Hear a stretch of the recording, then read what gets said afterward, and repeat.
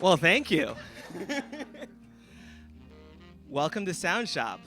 My name is Akpanaluo, and I started Soundshop 7 years ago as a way to connect both musicians and music lovers across different musical backgrounds, musical perspectives, and it's just been such a thrilling joy to be able to lead this through all of these years. Um, Recently, for the last year or so, we've hosted the music salons here at Club Curious. This is the non-alcoholic speakeasy of the brand Curious Elixirs. They have incredible non-alcoholic cocktails back there. I hope you get to try them if you haven't already, and they're absolutely incredible. JW, who founded Curious Elixirs, he puts as much care and dedication into the creation of those cocktails as he has put into this beautiful space. And I'm thrilled for the support that Curious Elixirs gives to the arts and Soundshop specifically. Um, in terms of, actually, I'm just curious. A show of hands. Whose is it? Your first time coming to Soundshop? Amazing, amazing. Hell yeah. Welcome. So yeah, those of you who are here for the first time, yeah, just a bit of context. It's all about the intersection of music performance and conversation. And so for the next little over an hour, I'm going to call up three musicians, one after the other. They are going to give details about their musical journey. They'll talk about the song that they're going to perform, their inspiration for the song, their process, anything that they want you, the audience, to listen out for. Then they'll perform that song, and then finally there will be about 10 minutes for Q&A, and then we'll move to the next musician. And then I'll close things out with a moment for people to raise their hands and say what they're offering or what they're seeking creatively. And so that'll give an additional opportunity for us to connect. And then we'll just get back to continuing to mingle and having some delicious cocktails. And so I don't give too much of an exposition for each musician, so I'm just going to say the name of the first artist, and she will come to the stage. So without further ado, Crystal.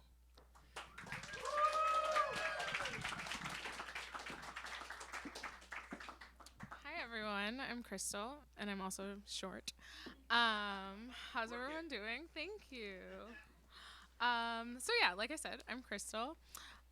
This is my first non-open mic show, non-high school talent show ever.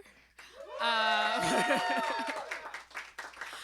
so I'm really excited to share this with all of you. I have been writing music pretty much my whole life, but I started sharing music just last year. And yeah, Akpanalu and I met on social media, and he was so welcoming to the Soundshop community. So I got to know him, and I'm really excited to be here now with you all. So I will share a little bit more about my song, what inspired it, and kind of where I'm going. Then I'll sing the song, and then I'll get to hear from you all about your thoughts. So this song is called Melt Into You. It is just a casual, fun song about a one night stand. And I hope that it reminds you to not take life so seriously. It's pretty chill. It's like really not that serious, especially like when we were doing the sound check, everyone else was rehearsing. I was like, wow, that sounds deep. Like this is not deep at all. It's a song about the beach and having fun. So I wanted to wear something tropical. It's not tropical outside, but I hope you listen to this, and I hope you are inspired to not take life so seriously and to have fun. And I hope for you to listen out for, yeah, in terms of like feedback, I don't know anything. Whatever sticks out to you, I'm open to like pretty much all feedback. I don't really have anything in particular that I am listening for. I was supposed to be playing with my producer and guitarist, but unfortunately he had a family event and couldn't make it. So it'll just be me, but we're already pretty familiar, so I think we'll have a great time. With that being said, I'm gonna take like 2 really deep breaths, and then we're gonna start the track. And I'm going to sit. Can I turn this way? How do I turn this?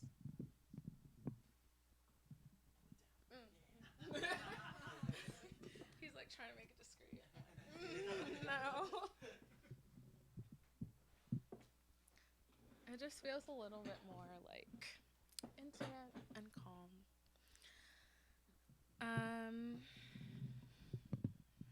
Whenever you're ready. 6 a.m. We look out at the sunrise, 'cause we never stopped making love under moonlight. And I know that I have to get back to real life. Can I melt into you?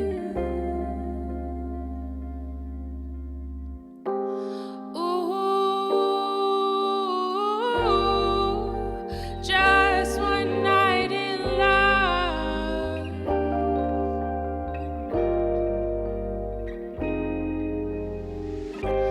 Throw away all the pressure and outcomes to be serious. Just a couple of beach bums who spend all day sipping on margaritas as I melt into you. Thought about whether you had a girlfriend. Let's be real. You're a man from the Caribbean. Should probably have some more shame, but I'll just melt into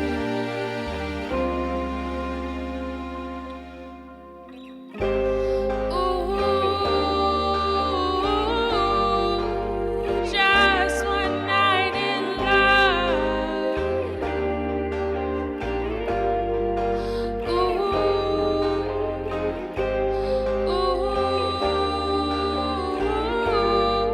I'll spend days dreaming of you,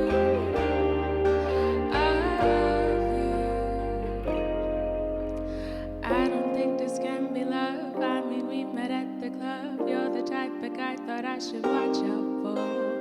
Why do I keep overthinking? Maybe that's just all the drinking. Let's just let time pass and tell us what we are. Who says real means last forever? Just happy we got together and spent time even just for a day or two. So who cares if it's all over? Once a stranger, now we're closer. And for that, baby, I'll just say, oh, thank you.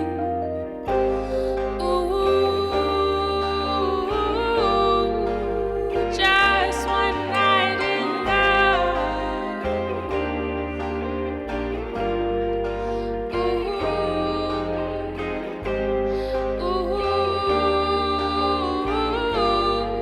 I'll spend days dreaming of you.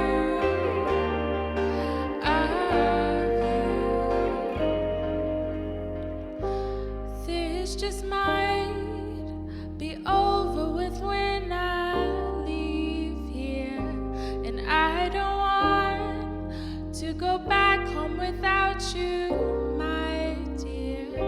It's almost time, but we got one more hour, so I'll melt into you. Thank you.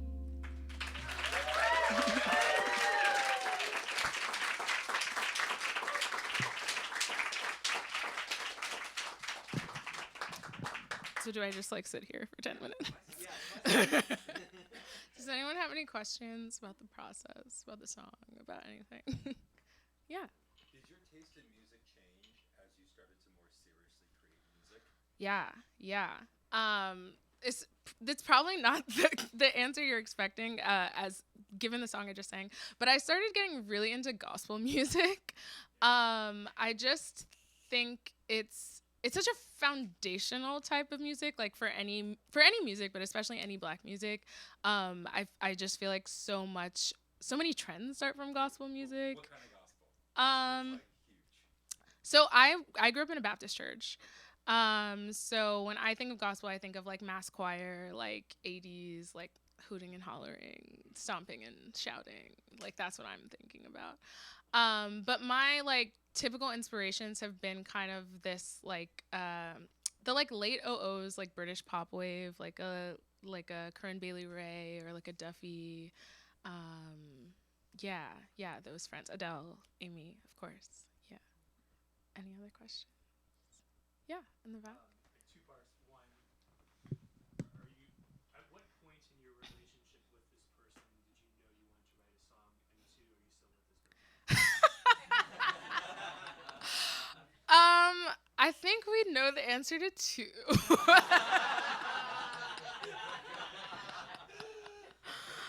um, so I was in a songwriting class. And I took a vacation to Turks and Caicos. I met this person, and yeah. um, and we had a time. And then I had an assignment.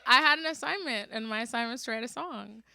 And I was just like looking at beats on YouTube, and I always will start with like a time or like a color, or like a descriptive thing. And it started with 6 a.m. and then I just started thinking about it. It really wasn't that deep. We don't talk anymore. They kind of, yeah. We don't need to get into that. But yeah, we're not together. It's for a good time and not a very long time. Oh, sorry. You want to go first? What was the songwriting class, and do you feel like it helped?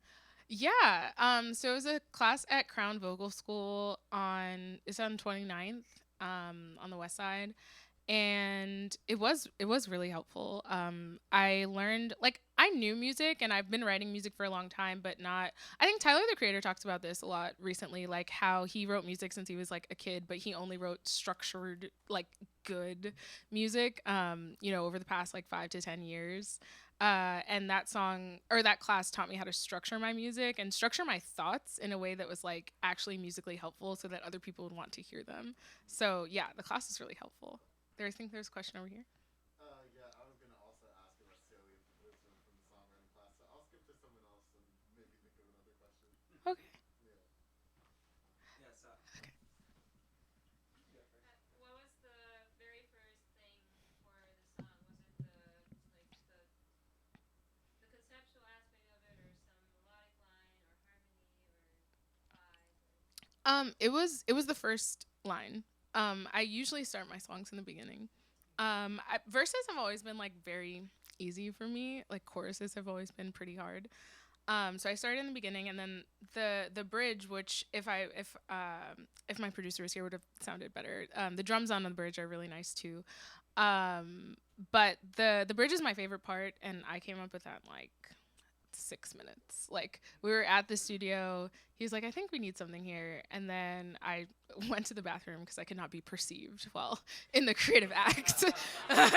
Please don't look at me. Yeah, I went to the bathroom, wrote it, and it's my favorite song. My favorite part of the whole song. Was there someone over here? No. Okay. Oh, yeah, the other question. Yeah. So I at the very start of the song, it's either that it was started twice, but I heard the same note twice. Yeah. Was that It was a cue. Because if I didn't have that, it would start like immediately, and it would just be really easy for me to miss where I'm supposed to start singing. But that's not really like part of the song. Oh, it's not part No. of it. Oh, okay. No. Because for me, being someone who's, obsessed with Pharrell Williams. Oh, actually, no. It does. Yeah, no. Yeah. It does actually. It's very, very much from Pharrell and the Neptunes. Yeah, very, very much so. Maybe I'll keep it. Yeah. Yeah. Yeah. Anyone else? Yeah. I had the same thought. It sounded intentional, and it was awesome. Okay, well, I lied. It was intentional. So, yeah. Wonderful. It sounds wonderful, and I'm nobody, but I have the same. I had the same thought. Oh, Yeah, thank it you. sounded- Thanks. Anyone else? No? Yeah? I don't have a question. It's more of just a comment. I love your voice. It's Aw. where it's placed in like like where it's coming from in your face. It's like this really interesting, beautiful sound. Thank you. And I also really love. There's that part in the instrumental where there was like this string section that came in. Mm-hmm. It was very. It sounded like I don't know. Just sounded like lounge music from like the '70s. It had this very classic, like old school kind of sound to it. It was really nice. Thank you. Thank you. I will tell my producer about the instrumentals. But my like where my voice comes from, that specifically, like where it comes from in my face is something that I think about a lot. Like I often think it's too far back. And I try to get it out more. I have my days, but thank you. That's really kind. I appreciate that. Yeah. Yeah, I just had a comment myself. I just felt like there was a real honesty to this. And on top of that, your chorus had a killer progression. And I love what you were doing there with like that interesting kind of set of three chords before going back into the verse. It's a great turnaround.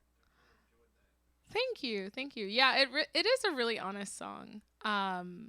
It's and it's kind of like meta. So it's my first like release ever that was not just like on SoundCloud or like with my friends that it's a safe space. And now that I look back on it, I'm like, is this the stamp I wanted in the beginning of my music career? I don't know. But at the time, it was just a song about like, guys, like, let's not take all this so seriously. Like, it's not that deep. Like, no one is even looking at you. Like, just put the song out. Like, it's gonna be fine, babe. And I think, and it was fine. It was actually far better than fine. And I think like it kind of goes with the message of the song too. That it's just like, who knows what's gonna happen? Let's just have a good day. All right. Yeah. And that's just like kind of how I felt about the song too. Hey. Hey. How was like the response to the song after you released It was far better than I expected. So I took a lot of care in. So I work in marketing. That's my day job, right? And my night job. I have a lot of night jobs. Let me see.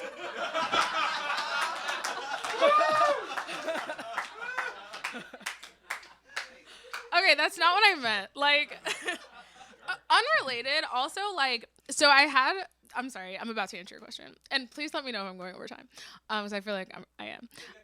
Okay, so unrelated to my actual night jobs, which are social media content creation about like content of just my face, and I had a photo shoot of like the album, and like I wanted it to be like really professional, but I didn't like how any of the photos came out, and so I just ended up using this photo of like me actually on this vacation, and like to me it was just like a photo of me on vacation. And then I started working with like new producers, and I realized like every time this producer meets me, like I have to send him a photo of myself in a bikini. Like this wasn't wise. So you live and you learn. I'm sorry, I already forgot your question. Could you please ask it again? Oh yes, reception and marketing. So like my job is in marketing. So I understand like how to put out a good release generally.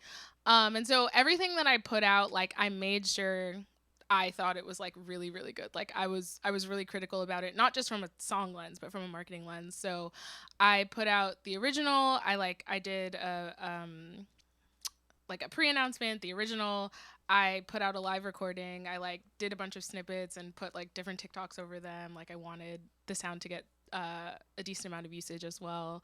So the response to that on a like professional level hasn't like meaningfully changed my life, but on a personal level, like the support that I got from people that I knew and didn't know was way better than I thought.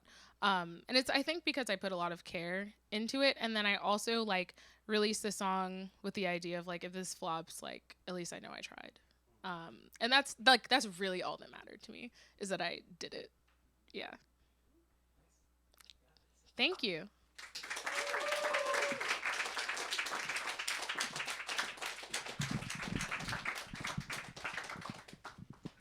All right. Next up, we have Sivan.